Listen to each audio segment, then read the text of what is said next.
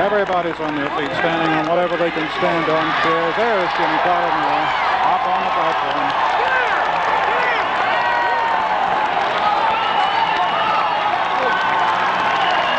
That's his wife, Rosalind Carter, and the turquoise dress standing next to him.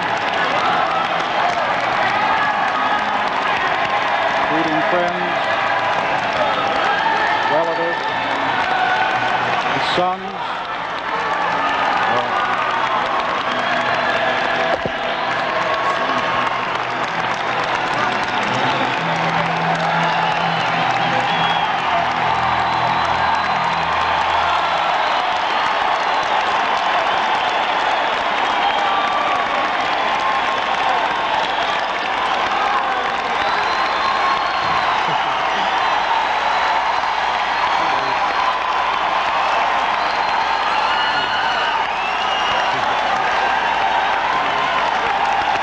Thank you.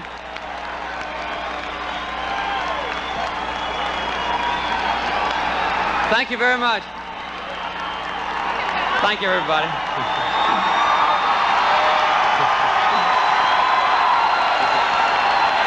Let me say just a word.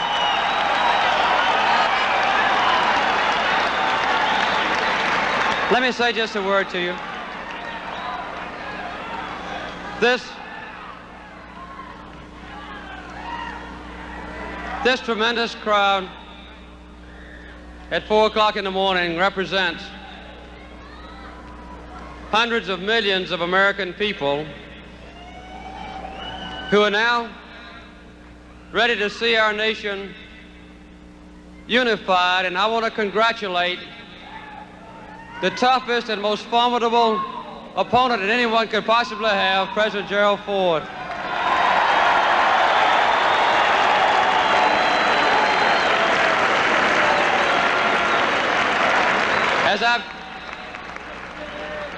As I've said many times throughout this nation, he's a good and decent man, and no one could have a campaign that had to be so thoroughly organized, hard-fought, and which has marshaled so much cooperation from hundreds of thousands of people around this country who've had confidence in me.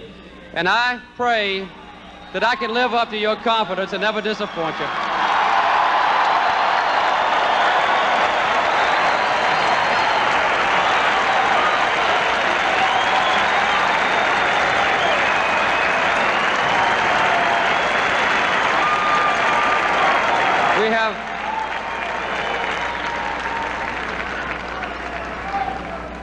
We have a great nation, as you know. And sometimes in the past, we've been disappointed at our own government. But I think it's time to tap the tremendous strength and vitality and idealism and hope and patriotism and a sense of brotherhood and sisterhood in this country to unify our nation, to make it great once again.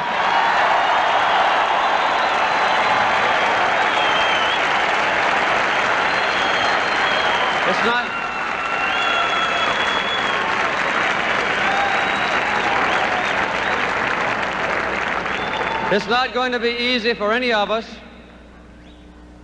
I don't claim to know all the answers, but I have said many times in my campaign around all 50 states that I'm not afraid to take on the responsibilities of President of the United States, because my strength and my courage and my advice and my counsel and my criticism comes from you. And if I can tap the greatness that's in you and in the American people, we can make our nation's government great and a source of pride once again.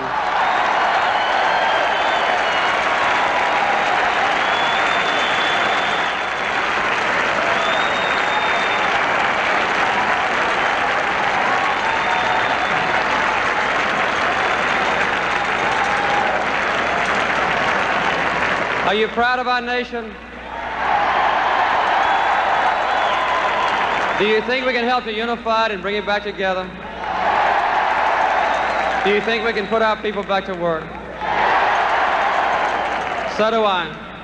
And I'll do the best I can I'll do the best I can during this transition period from now until next January to continue to learn how to be a good president.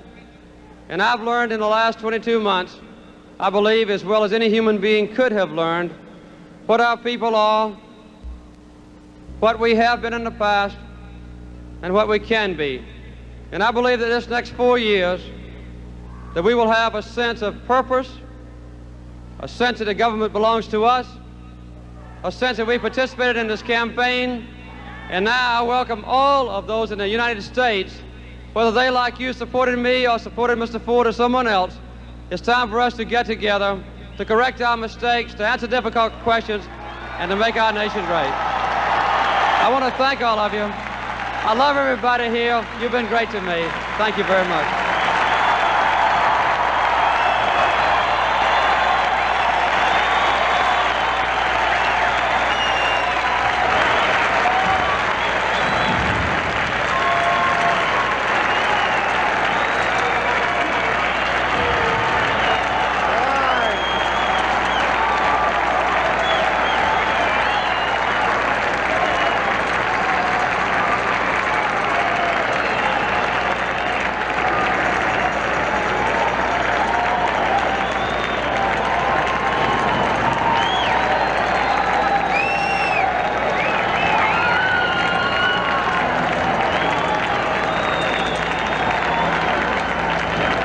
I think it's a remarkable fact that good administration. Let's all get to January, work this to make man our could have country great walked once again. I'm depending on you like I have in the past. I'll try not to disappoint you.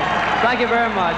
not been recognized by anybody, and now, within the year, he is President-elect of the United States. I think there are some of us here at ABC, Howard, who might take some small pride. 3 or 4 of us talked to Jimmy Carter in this building just about 1 year ago, and after the conversation said, we may have talked to the next President of the United States. It's just that there aren't enough people at that time to talk to him, but he clearly stood out from the mob of Democratic candidates at the time. See Jimmy Carter with his 3 sons and his daughter and sisters and brothers-in-law surrounding him. Down at in the building in Atlanta is Sam Donaldson, who's been almost a member of the Carter family for the last 8 or 9 months. We're right here at the steps. Governor and Mrs. Carter with Amy between them, giving his famous victory sign to his supporters down here. They're standing here. They have, just as you know, delivered to the crowd his speech of victory, saying that President Ford was a good and decent man, that he was a worthy opponent, but that he now felt that he was in a position to learn to be a better president himself as the days went on. Hamilton Jordan, just coming up, his campaign manager. Jerry Rafshoon, the man who brilliantly ran his advertising campaign. Pat Caddell, his pollster. Frank Moore, who helped him in the southern states and was a coordinator, just now embracing him. Jody Powell, his press secretary, who started out with him as a driver. Phil Lewis, who helped him out in several key states. Phil Wise, rather. Many of his advisors and some of his key members coming on the stand with him. We're all in it together. We're partners. And I'm looking forward to the next 4 years. Thank you very much, everybody. And some of his family friends from Plains in the background. Of course, most of the people on the stage are his family, except for those advisors who came up here at the last. Mrs. Carter's traveling companion and press secretary coming up in the red dress to say hello. Now let's see, perhaps they're looking for some other people to thank. Vicki Rogers, who was the first scheduler for the campaign and scheduled us all into those horrible hotels and 18-hour days, but apparently with some efficacy. Other members of the governor's family and staff. And he's coming down here now. Governor, congratulations on your victory. I'm sorry? Congratulations on your victory. Thank you very much. What's your next step? I'm going to go home and celebrate in Plains. When do you think you're going to start putting your cabinet together, Governor? I don't know yet.